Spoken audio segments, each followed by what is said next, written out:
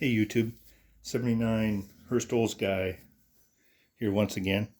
Got my, I believe it's my final Crosman, at least in the older guns here. And what I have before you is a Crosman 150, but it's the Medalist 150C, and the C stands for the chrome. This gun was produced back between 1957 and 1961 and came with a factory lifetime warranty from Crosman.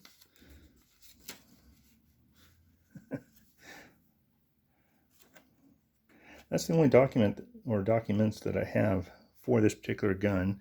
They did come in this case originally. I believe it was cherry wood, and it's in really, really nice condition, and velvet, I guess, inside. This is a 22 caliber, as it's Crosman 150 22 Pel gun. As you saw in my previous video, if you've seen it, the Ted Williams had an adjustment here on the back sight, and this one obviously does not have that here either. And same Crosman Arms, Fairport, New York, USA on the opposite side here. Has a chrome trigger versus the black one in the standard model. And if you notice, the paint is actually kind of a semi-gloss or a glossy paint on the main handle and base here, whereas the Ted Williams and the other basic Crosman was kind of a crinkle or a matte finish as well. This one, on the breech cover, the serial number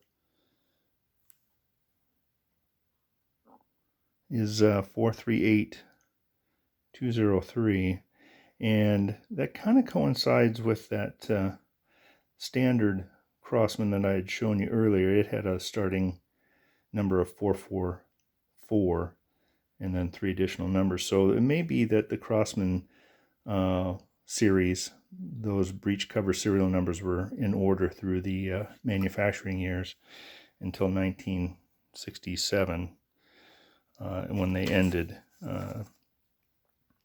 And I'm not sure on that though. However, this is a beautiful gun. The finish on this is, I don't know that there's really any blemish on the chrome. There's little marks just from, wouldn't even call them scuff marks. The breech cover, there's a little bit of I guess markings from the breech cover, but this gun really hasn't been used much, if at all. I have shot it. I did reseal it, and much like I mentioned about the other guns, it had a foot per second speed range of about 400 or so. So it was right in there with the other guns. Just a beautiful gun. I don't know how many they made. I don't believe it's all that many in the grand scheme. These things are very sought after by collectors, especially if you can find one in a very nice condition such as this one. I mean, just like any other